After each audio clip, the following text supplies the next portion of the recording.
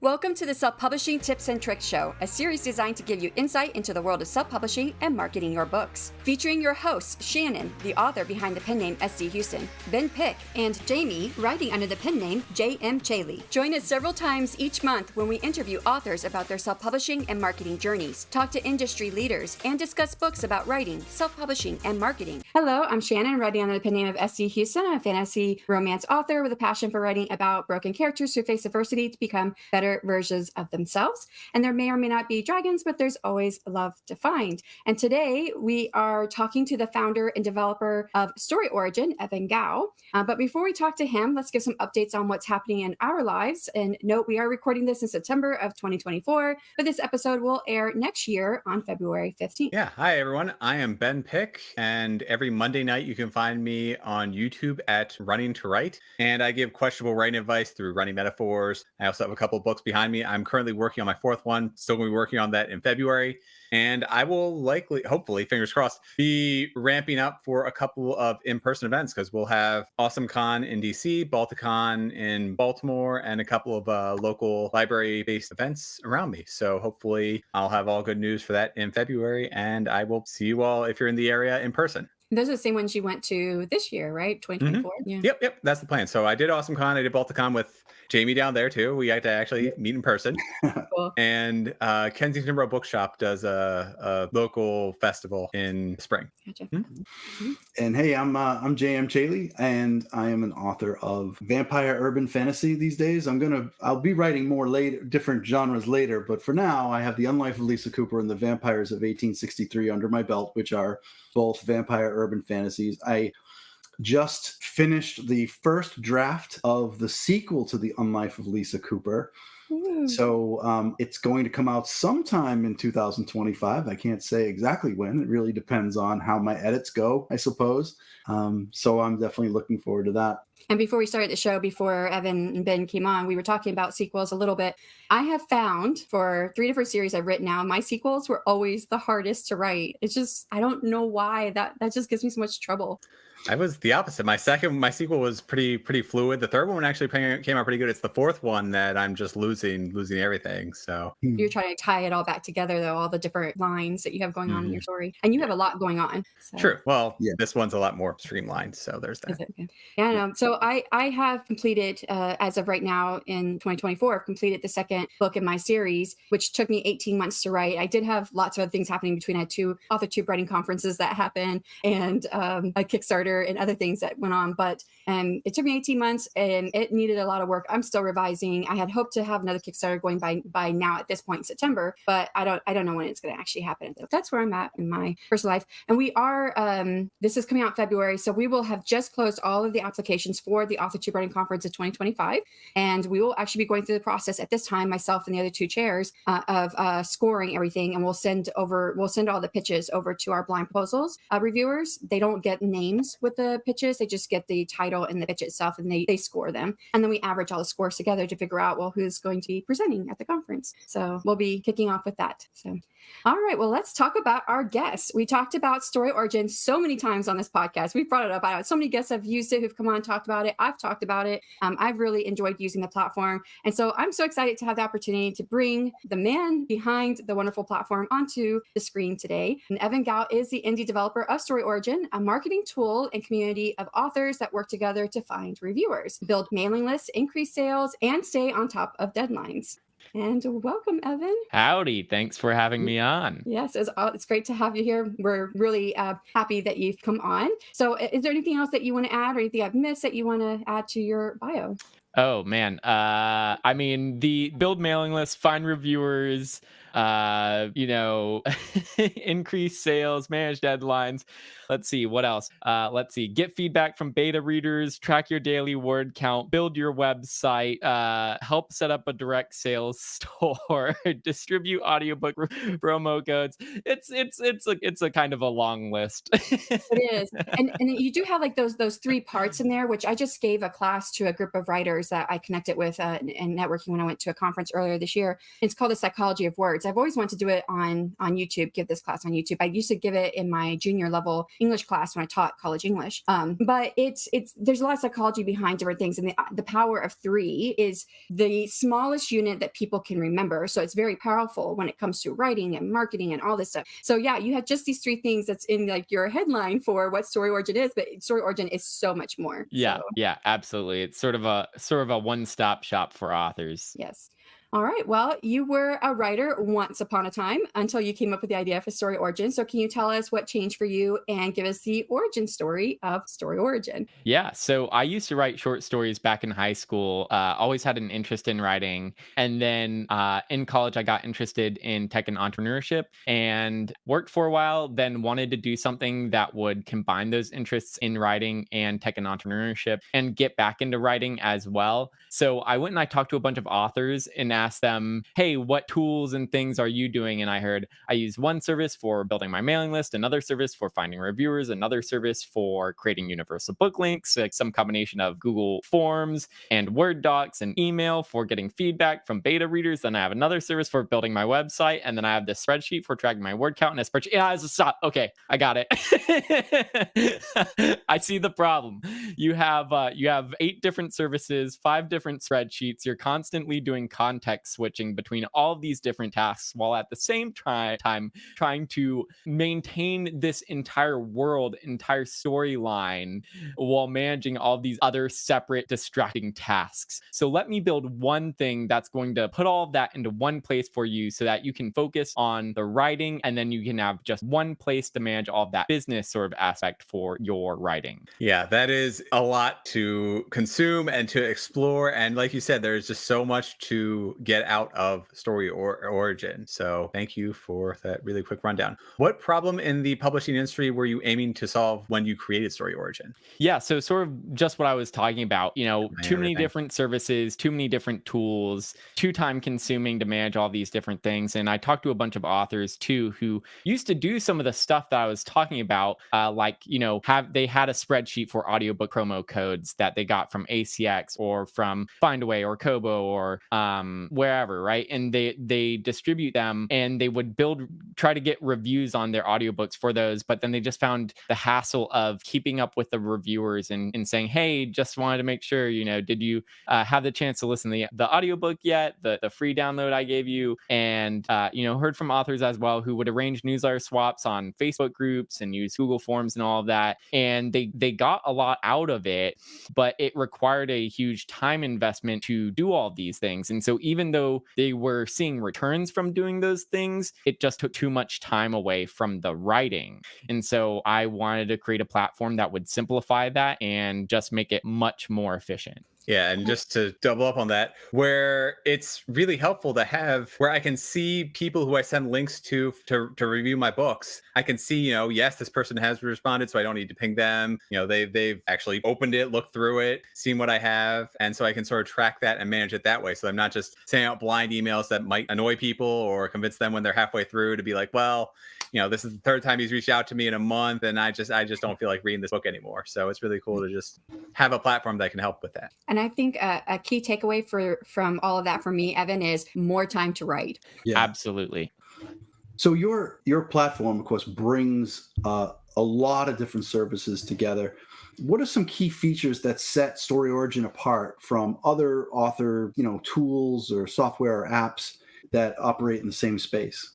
So the unique value proposition, as the entrepreneur in me would say, is really that StoryOrigin does all of those things in one spot. But regardless, StoryOrigin still does a couple of things that are quite unique. So I briefly mentioned there, like distributing audiobook promo codes and tracking reviews on those. I think there are some other places where you can give audiobook promo codes away for free, just find people that are interested, but it doesn't do any of the helping you vet those potential reviewers or follow up with them to check and see if they've left a review yet or any of that kind of stuff. So the audiobook promo code feature is quite unique to StoryOrigin. The beta copies feature is quite unique to StoryOrigin as well, which is that one for those who are unfamiliar. I heard from a lot of authors hey, I sent my manuscript out to these readers and I just sent them the Word doc and they replied me and they were like, that was great. I loved it. And you as the author are kind of left with like, okay, well, I get a little bit more from you because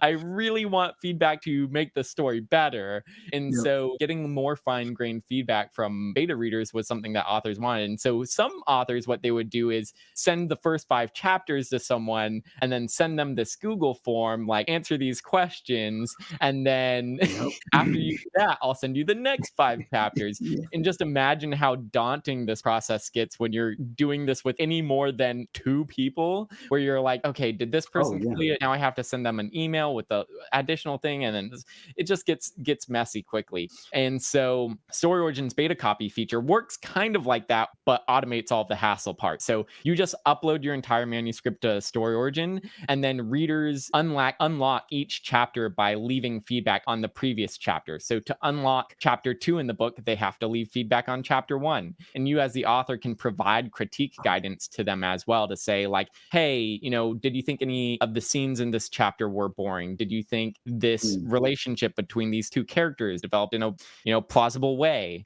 etc.? So that beta copies feature is quite unique to StoryOrigin, and one of the features that authors that use it tell me that they really love. And it's kind of funny because StoryOrigin does so many different things, and so a lot of authors will come to StoryOrigin because they hear, oh, I need to build my mailing list. I'm gonna, I heard that StoryOrigin can help me with that. I'm gonna go start building my mailing list with StoryOrigin. And then they start to use some of these other features and they're like, oh, whoa, I didn't realize that it had all these other extremely valuable things in it, because all I hear talked about are the like, help me build my mailing list parts. Yeah.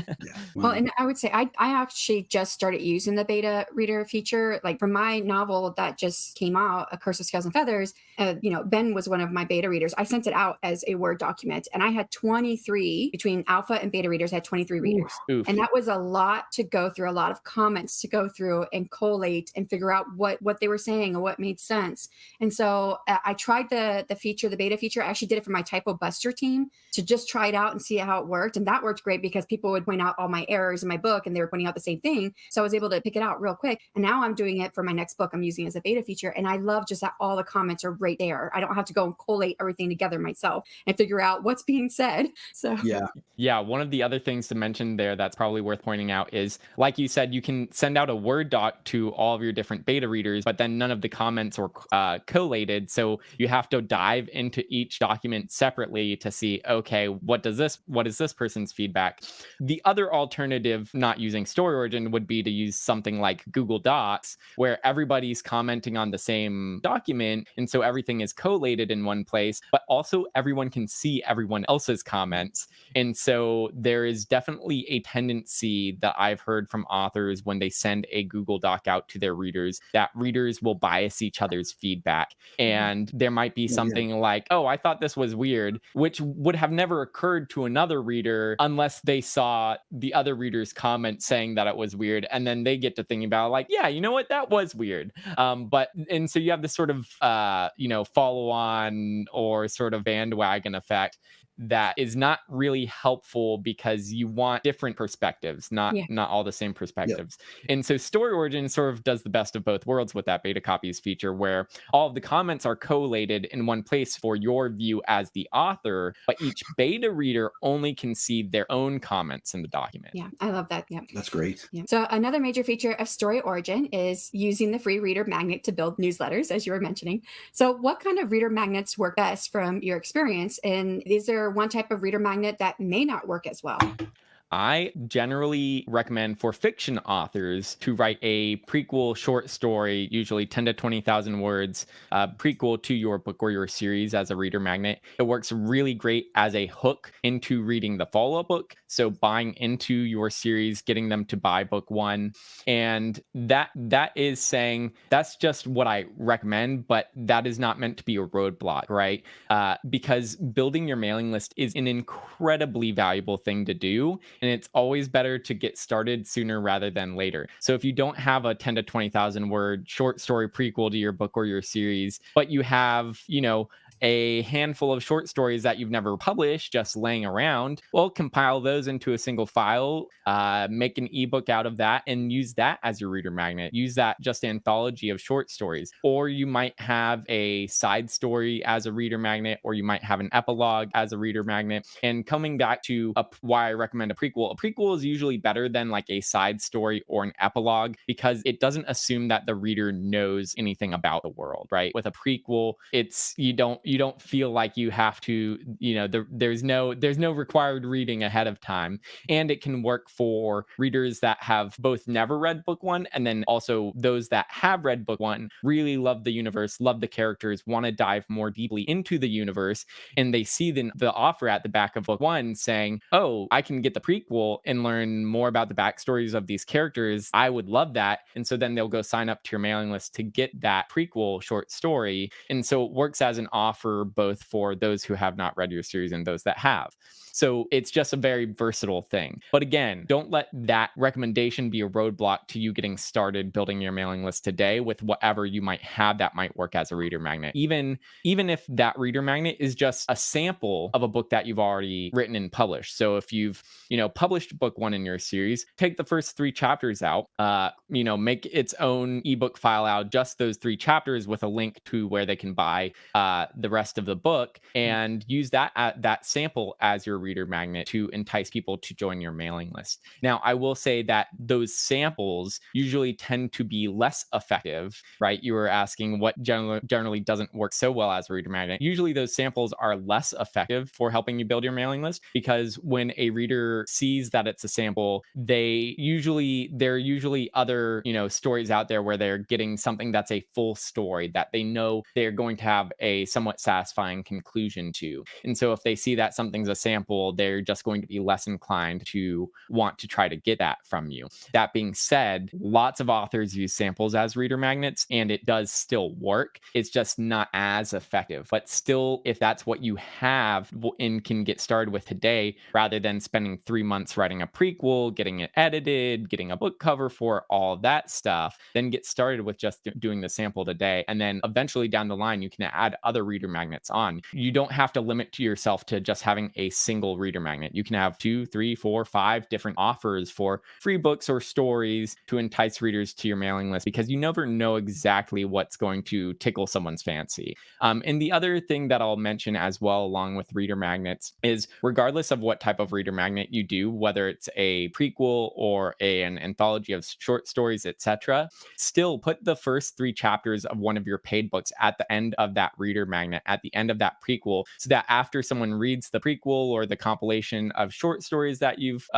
got, they'll start reading into book one of your series, and then they'll have that buy link to get the rest of that book at the end of your reader magnet. And so then it just provides a much smoother path and a better hook into them becoming not just a person who took a sample, but someone who's going to become a buyer. So 2 notes I have for that. 1, I started off on StoryOrigin with just my first 3 chapters. And yeah, it was not as effective, but I was still building my newsletter list. So it does work. And I do now have a couple different newsletters, reader magnets. So second thing is what you just said. I never even thought about that. I'm going to do that. I'm going to put, because I have one reader magnet that's a prequel to my series. I'm going to go and put the first 3 chapters in there and see if I might get some bites off of that. So yes, thank you for that. Yes, That's a great idea. I've heard this a number of times from authors, especially because it's especially funny because a lot of times these authors will, at the end of book one of their series, they put the first 3 chapters of book 2 at the end of book 1, and they have this, hook path for going from book 1 to book 2 to book 3 to get readers started into each book at the end of their previous one. But then for whatever reason, forget to apply the same logic to the reader magnet, because it's just a different thing to them. And so, yeah, I oftentimes hear of authors going, oh, I do this in all of my paid books. Why am I not doing this in my reader magnet? Yeah, exactly. So yes, I highly recommend it.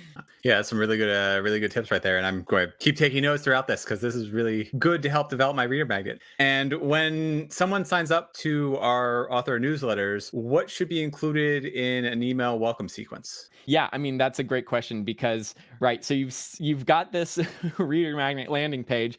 So people start start signing up to get on your mailing list, get this download, and now you've got people on your mailing list and you're like, what do I do next? Well, you want to create a welcome sequence. So usually a lot of authors will just start with a very simple welcome sequence that just says like one email. It just says, hey, thanks for joining my mailing list. Here's, the link to download the file again in case you missed it. And I usually send emails out once a month or something like that. And that's what they have at just the start. And then you can expand it out a little bit more than that. So I always recommend keeping that first email sort of just a thank you. Here's the freebie download link again. And then second email in the welcome sequence, I recommend having a little bit about yourself, maybe why you got interested in the genre, some of who your favorite authors are in the genre, maybe a little bit of background. This second email is where you're trying to build rapport with your audience and try to find something that you can connect with your audience on, that they might actually respond back to your email and say, oh, I love so-and-so's book series as well, right? Because you don't really know anything about the people who are signing up to your mailing list other than that they got your reader magnet. And so you know what genre or type of book that they like. And so you can try and connect with them on that. And starting to build that rapport early is incredibly valuable. So for the third email in the welcome sequence, I recommend enticing them again to get started reading that reader magnet, even though that they've already gotten the download link maybe several times from you already. And the reason I say that is because even though they got that book for free doesn't mean that it's at the top of their to be read list, right? There are many people with to be read lists in the hundreds or potentially thousands of books, right? And what is going to get your reader magnet to the top of that pile? Because just because they have your reader magnet does not mean that they are going to read it. And if they don't read it, then you have less of a chance of converting them into a buyer. So you want to make sure that you get that book to the top of their to be read list. So how do you do that in an email? Well, entice them with that book description, a description of that reader magnet again. I talked to one author who he writes horror stories, and his story was about a little girl who gets lost and then she's sort of transported to another world, and it goes that direction. He had this story based off an experience he had as a kid where his sister got lost in a mall and they were, frantically looking for her, and they found her pretty quickly, but still that experience was what inspired him to write this story. And so in his welcome sequence email, he tells a story about his little sister getting lost and kind of leaves it at a cliffhanger and says, well, if you want to read a book based off of this story, well, come make sure you read, the reader magnet that you got when you signed up to my mailing list. Something, it doesn't have to be exactly like that, but entice readers into reading it, because again, there is a reason that they got it. And then for the fourth email in your welcome sequence, I usually recommend this email as the find your champions email, the email where you're going to get those people who already read the reader magnet and want more from you to become your champions. So those people that might become beta readers for you, they might want to join your review team, they might join your street team where they are posting about when you have new releases, etc. So I would have a call to action in that fourth email in your welcome sequence saying something along the lines of like, do you want to join my review team, or do you want to get my next book for free? The most enticing offer that you can make to readers is, do you want to get all of my books free forever? And that is the call to action that I recommend to authors to entice readers become a part of your review team. And if they review, the next book in the series for you, then you'll give them the link to the review copy for the next book in the series, and then the link to the review copy for the next book in the series. So they can get all of your books for free if they become a part of your review team. And so that's just a super enticing and compelling offer to readers. And so those are the 4 emails that I recommend. Again, first one, thank you. Here's your download. Second one, here's a little bit about me as an author. Third one is enticing them to read that reader magnet that they should have already downloaded. Fourth one is find who your champions are. Yeah, these are great tips. I mean, I think Newsletter Ninja is a popular book, but these are tips I've never heard of, and they're fantastic. So obviously we've been talking about, StoryOrigin has all these different features, and you get you must get a lot of feedback from authors. Is there a consensus that you're hearing from authors that is sort of a favorite feature or a part of StoryOrigin that people are just head over heels over? It's hard to say, right? Because like I was saying earlier, the features that probably get the most airtime when you're talking to other authors in like Facebook groups, for example, it's usually probably going to be putting up a reader magnet, building a mailing list, arranging newsletter swaps, and group promos, right? Those are features which are really crucial for helping authors build their mailing lists. But then the features like the beta copies feature gets a ton of love from the authors who use it, but it's not something that you're doing all of the time, right? It's something that you're only doing with each new release. So it's not a part of your like weekly or monthly sort of marketing to-dos. And so, yeah, the like beta copies feature gets a ton of love from authors. The word count tracker is something that gets a ton of love from the authors that use it as well. That's a feature where, you know, I've been building StoryOrigin for years at this point, right? And so when StoryOrigin started, it was just one feature, right? I didn't come out of the gate with, you know, a one-stop shop for authors. The first feature on StoryOrigin was just that reader magnet feature. And then the second feature on StoryOrigin was the group promotions feature. And then I introduced the universal book links feature and then newsletter swaps after that. And so I had this suite of sort of marketing tools. And then the next feature that I introduced was the goal trackers feature, which is kind of a step away from marketing for a lot of authors. And definitely I felt some authors were like, Evan, what is this is not something I was expecting from StoryOrigin. But the authors that use that feature love it because they have found it to help them be substantially more productive. I've talked to authors who they've said that when they write books, they'll write, you know, maybe 4 books in a year if they're just not really tracking things. And then they start to use the goal trackers feature on StoryOrigin and they'll start to write 6 to 8 books in a year. Now that's probably more than most authors, but I've heard from many authors who have just improved their productivity substantially by using that goal trackers feature. And so it's loved by those authors. And just to give a quick overview of how that feature works, you essentially just say the start and end date that you're gonna plan to write a book, and then put in a word count goal. So I'm gonna write 50,000 words from November 1st to November 30th, right? And then StoryOrigin will automatically calculate how many words you need to write every single day in order to hit that goal. And that daily goal count updates every single day, right? So if you enter, you know, 0 words for November 1st and November 2nd and November 3rd, every single day following that, so November 4th, your word count goal is going to be a little bit higher. November 5th, your word count goal is going to get a little bit higher because every day you skip, your daily goal just gets a little bit higher. And so it's a really great motivator for a lot of authors to say, okay, I gotta get my words in, because if I don't, my goal for tomorrow just becomes a little bit harder. That might be a good replacement too for anybody who's not using it. For those who are trying to find something different from NaNoWriMo with everything that's going on over there. So. Yeah, for sure. So if authors want to try out StoryOrigin, where should they get started? And what kind of technical expertise do they need to have or to use with StoryOrigin? Yeah, so I recommend, if you're signing up to StoryOrigin, usually I do recommend to authors get started with building your mailing list, because it comes, it is invaluable in so many different ways. When you're talking about, okay, now I need to find beta readers for my next release. Well, you've got a mailing list. I need to find reviewers for my next release. Well, you've got a mailing list, right? And so it just becomes invaluable. So I recommend authors start with the features around building your mailing list. And so if you go to your StoryOrigin dashboard, you will find on your dashboard homepage, you'll find 3 text boxes. One says build your mailing list. The second one will say find reviewers, and the third one will say increase reviews. And they are ordered in that they are numbered and ordered because that's the order I recommend them in. But if you hit that build mailing list text box, it will bring up a checklist of essentially go here, go to this feature and fill out this form, then go to this feature and fill out this form, and just gives you a checklist of, you know, put up your reader magnet landing page, arrange a newsletter swap, join a group promo, etc.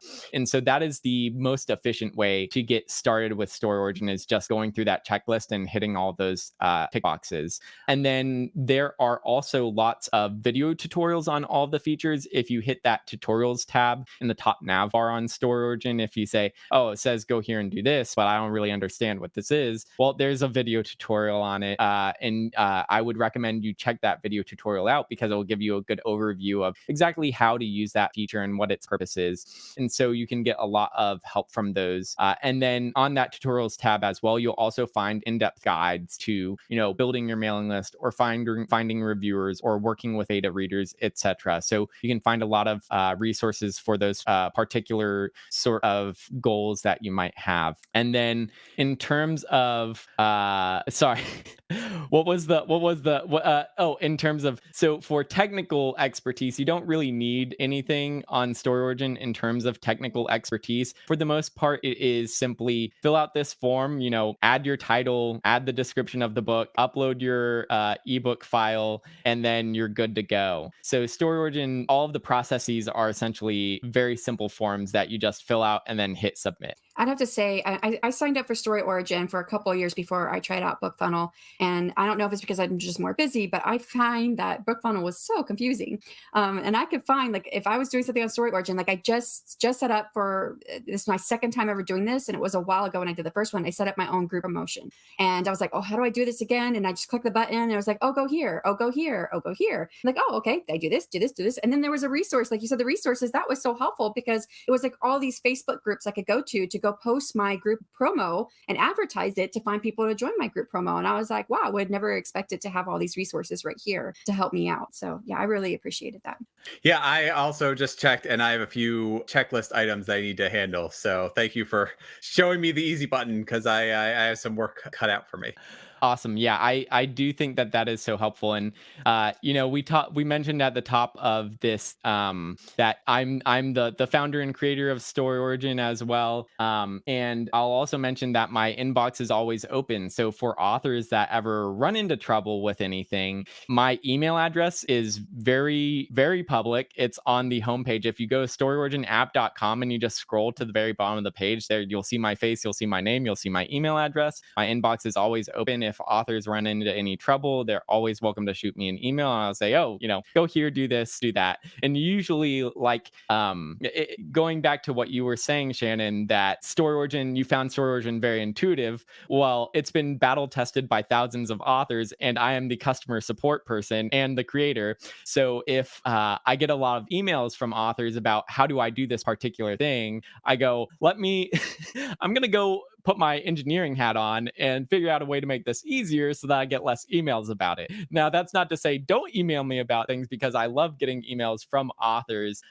when they're running into trouble because that actually helps me prioritize what parts of StoryOrigin I can improve. And so, that's just been, a process of years and years of gradual improvement, making tweaks to make StoryOrigin as intuitive as possible for authors. And I can attest to that. And if you email Evan, he's going to get back to you that day usually.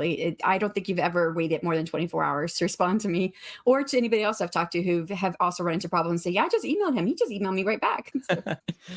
Nice. What trends have you observed in the self-publishing industry and marketing landscape since launching StoryOrigin? Yeah, I would say one thing that was not super popular when I started StoryOrigin was direct sales stuff.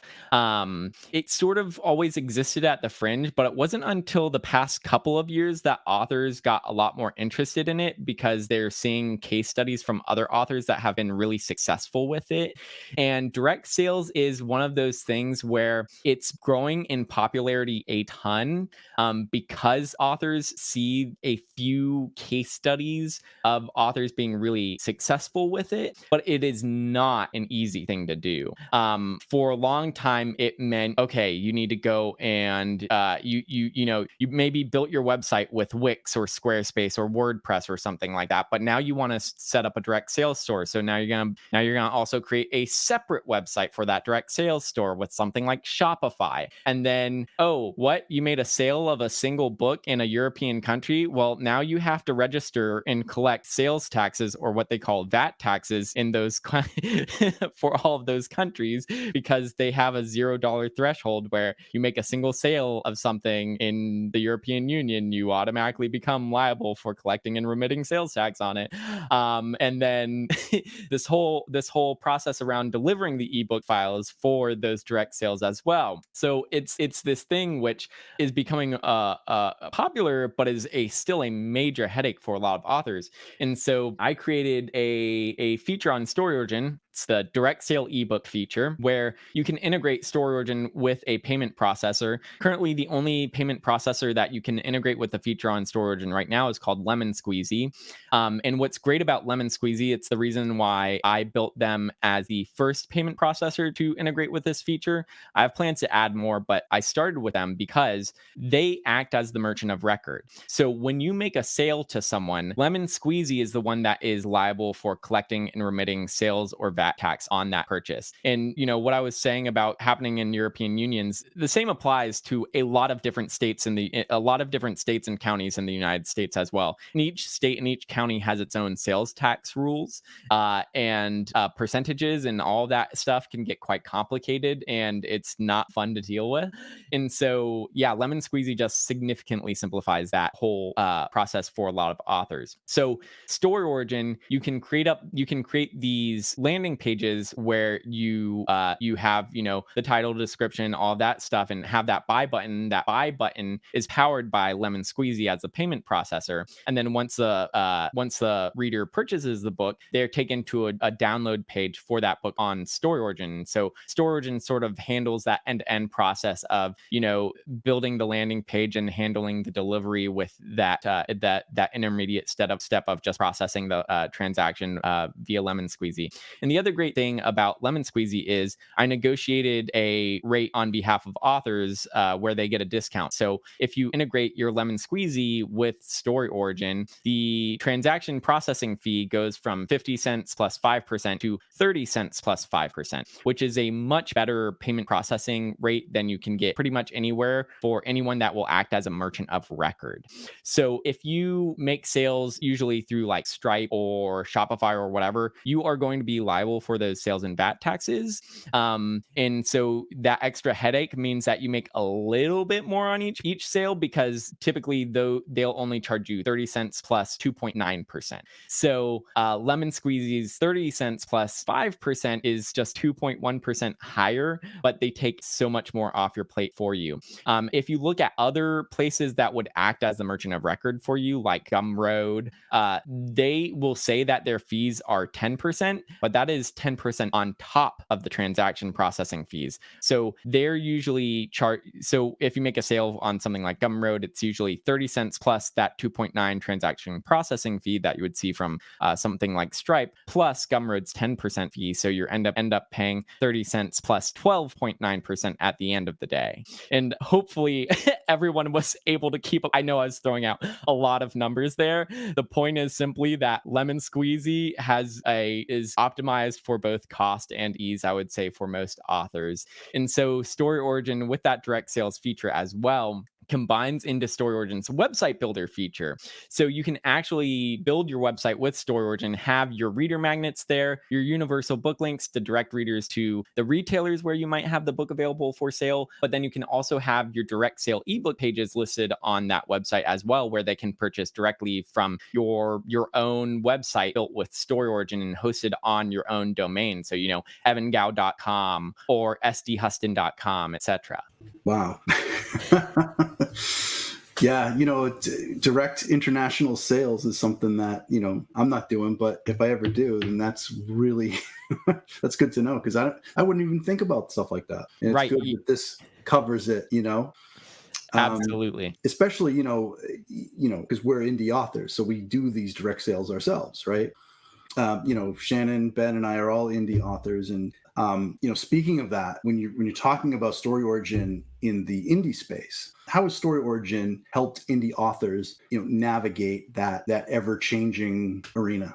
Yeah. So if you look at just the publishing industry as a whole, you used to have these big publishing houses with, dozens of people on marketing teams and editing teams and cover designers. And you, as the author, your only job was write the manuscript and hand it off to them. And hopefully you would make it through the gatekeepers and they would publish your book, and then they would handle the rest for you. Nowadays, a lot of publishers they don't have the marketing teams that they used to. They don't have all of the services that they used to. So a lot of publishing houses have really trimmed down on those sorts of things. And so they're leaving a lot more up to the authors. And that has led to more authors turning towards self-publishing because, hey, if I'm going to do all of this by myself anyway, well, I might as well get more money out of it. And so StoryOrigin acts as sort of that replacement to all of those people that used to handle all of that process for you and give you back your time, because it used to be like we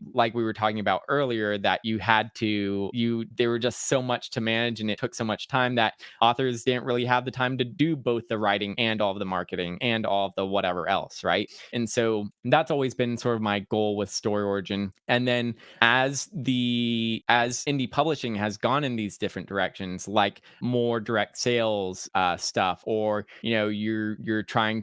more authors are trying to do audiobooks and increase their income in that way. StoryOrigin has tried to support those with, for example, like you've got these promo codes now. Let me help you distribute those to potential reviewers, all that stuff. So yeah, it's something where I pay close attention to what authors are doing, and then I don't usually try to modify what authors are doing. I usually just try to distill it into its most efficient form so that you can do what you were doing before, but it just takes substantially less time and effort to do so. I know that it has really helped me, especially in the beginning when I was trying to learn all these new things. It just helped me to have everything right there, build my newsletter list. It was really, really easy. So, yeah. So based off of your experience, what advice would you give to authors looking to market their books more effectively? I would say get started with building your mailing list. It's just the piece of advice that you can apply to pretty much any author, because when you have that mailing list, you own that direct point of contact with your customers.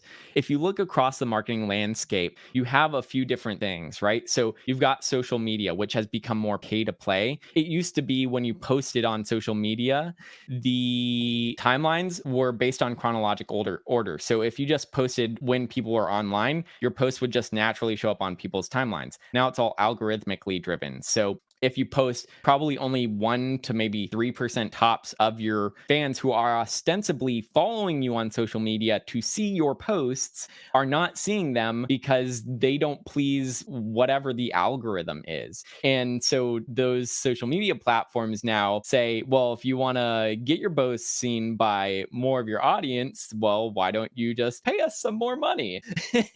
And so social media has really become this pay to play arena. And then if you look at things like advertising platforms, where let's not just talk about, having a Facebook page or what have you, but let's actually try and advertise outside of just our own following. Those advertising platforms are all built on bidding for impressions. And so as more authors enter the same keywords, enter the same targets, as more advertisers get on those platforms, the bids for those impressions increases over time, because more dollars are chasing a fixed number of eyeballs. And so it just becomes more and more expensive to advertise on those platforms over time. Now, that's not to say that advertising platforms don't work. They definitely do, but they come at a cost, and usually at a cost that might not make sense for a debut author who only has one book, because you're competing against authors that have, maybe a 4, 5, 6, 7 book series, and they're willing to spend $5 advertising a free first book in their series. And because they know that when someone reads that free first book in their series, X percentage of them are going to go on to buy book 2, book 3, book 4, book 5, etc. And so they can, when they're looking at their advertising costs, they're saying, okay, well, the average reader to me is worth maybe $60, $70, $80, depending on what their read through rate on a series series is. And so they're willing to spend $4, $5, $10 acquiring that reader for the first book in their series because they know that they can make it up on the back end with their backlist. That math just does not work out for an author that only has one book. And so as these advertising platforms become more saturated, it just becomes less profitable and might not make sense for authors of all stages. And so that's where something like email is great, because email is really cheap.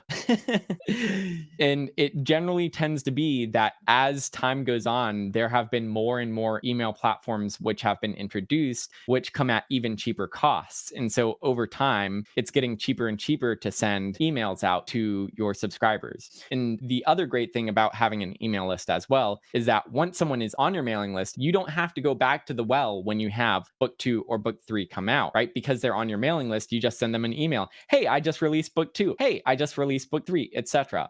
You don't have to, every time you have that new release, be shelling out, hundreds or thousands of dollars to advertise that new release to your existing readers via advertising platforms. And then lastly is just that rates of review on products just in general tends to be quite low. And you can boost the review rate on your products by having a real relationship with your customers. And you can't do that through social media or through advertising platforms. Email allows you to have a direct connection with your readers where you can say, hey, I'm looking for people to join my review team, or hey, I just released the book. Anyone that's read it would really love a review. It helps me out a ton, etc. And so you can generally tend to boost the rates that your products will be reviewed versus just any given product online that anyone can buy. Wow. Okay. Aside from overhauling our newsletters and trying to create the perfect way to just bring in reviewers and potential readers, what is the best tip or trick as an author that we should use to get the most out of StoryOrigin? So first, I just want to address that, you do not need to have a perfect welcome sequence. These are all recommendations, not roadblocks, right? So if what you have time for today to get started, like Shannon started with just a sample and started growing her mailing list with just that sample because she didn't have a prequel or whatever other reader magnets she has today, that's okay. Get started with what you have. And so I guess that would be my tip or trick for authors, is just get started with what you have. And a lot of the authors that you'll talk to or who have been around for years and years, you might see them, they might have 20 emails in their welcome sequence, and they have all these different branching paths, and if they click this link, then they'll get this other separate email. And you, as another you who are just starting out and you've just published your first book, you're like, well, I guess that's how they're a 6-figure author, they're making all this money, I should be doing what they're doing. I guarantee you they did not have that when they were starting out. That is something that they just have organically built up over time, improving their process and improving their onboarding sequences and all that stuff. Day one, those authors did not have it. Don't compare yourself, to an author who has been doing it for 7 years. Get started in baby steps, because for a lot of authors, I frequently will see that they feel burnt out just thinking about the idea of having a multi-email welcome sequence, right? If you can just get started with, hey, thanks for joining my mailing list. Here's the download link for that book. If you didn't see if you didn't already get it, that puts you ahead of the curve. Just having a simple welcome email, right? So don't ever view any of these recommendations that you see or hear from other authors who have been doing this for years as things that you need to be doing today. Just have a plan for how you're going to get to them in the future, and just know that there are things that exist that can sort of up your game, help you level up your sort of marketing in the future, but it's not what you need today. And I would say that's exactly how I started. I had just my sample chapters. I had just a welcome email, just one email, and that was it. That's how I started. But then now, today, I have 23 automations, and I have people coming into my newsletter from 8 or 9 different places. So yes, and I have a lot. And I would say take that time as you're learning it to see what other authors in your genre are doing, because that's what I did. I spent a lot of time just looking at how other authors in my genre, how they did their welcome sequences. And I was like, oh, I like that. And I'd write it down. And so that's how over time I just kind of built up what I wanted my sequence to look like. So yeah, perfect. That's perfect advice. So you're the developer, right? You built StoryOrigin and you run it, right? Yes, I'm the one man show behind That's StoryOrigin. awesome. Many years ago, in another life, I did some programming in the IT space of my work, so I can definitely appreciate the technical lift that must be behind everything that goes into StoryOrigin. How do you balance the the business side of running the company with all the technical stuff that you're really responsible for? Well, there's not really any business side of it because it's mostly just me programming. It's my main three tasks are programming, answering customer support emails, and then marketing. And I kind of have left the third one up to my customers. So you guys have mentioned storage on here multiple times before, and I very much appreciate that because while you guys are doing that, that gives me more time to work on building new features. And so so that sort of it's great because StoryOrigin has just organically grown via word of mouth all of these years. And then in terms of customer support emails, like StoryOrigin, it is as I was talking about earlier, been doing this for years and years. And so I just, am always tweaking things to make them easier to use. So I really actually don't get all that many emails from people, despite the service being used by thousands of authors and tens of thousands of readers, like every single month. And so, it's one of those things where I am very grateful I can spend most of my time just sort of working on the building features out sort of things and making improvements to what is there. And then, sometimes I will focus more instead of like programming. Lately, I've been focusing a lot more on educational stuff for authors. So, StoryOrigin has all these tools, but how do I make them work for me? And so, a lot of time recently, I've been spending on, helping get authors educated about how to, how to build their mailing lists, how to find reviewers, how to use all those things together, and trying to reach new audiences and all of that stuff. What has been the most rewarding part of creating and growing StoryOrigin?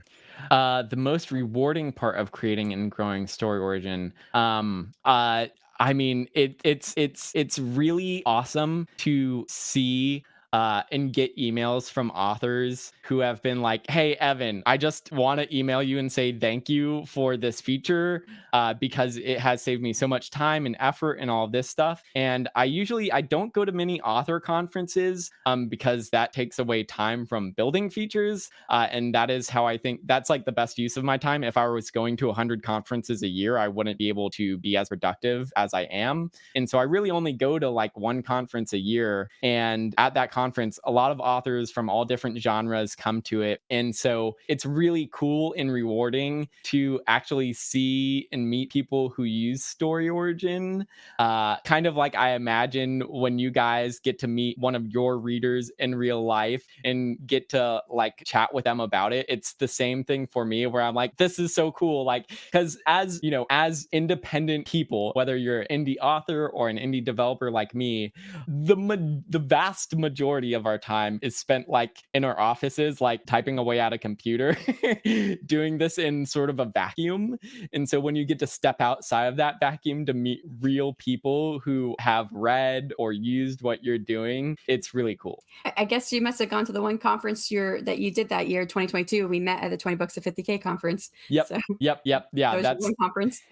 Yeah. The 20 books Vegas conferences I go to is the one that I go to every year, and now it's this year Author it's Nation. called the Author Nation Yeah. conference. That's right. Yeah. So that's the one that I usually go to because it's multi-genre. Authors from all genres, and then you get a really wide spectrum of authors who are just writing their first book, and then you're also getting authors that are six-figure authors and have published 40 books, and so it's a really cool experience being there. Yeah, I enjoyed it. I'm not making it this year because I already had two other conferences I was going to. So, but all right. Well, you have answered all of our questions, you have answered all of our questions. But before we wrap up, please tell our listeners where they can find out more about StoryOrigin and how they can sign up. Yeah, so you can find StoryOrigin at StoryOriginApp.com. And again, if anyone has any questions, they're welcome to shoot me an email. My email address is evan@StoryOriginApp.com.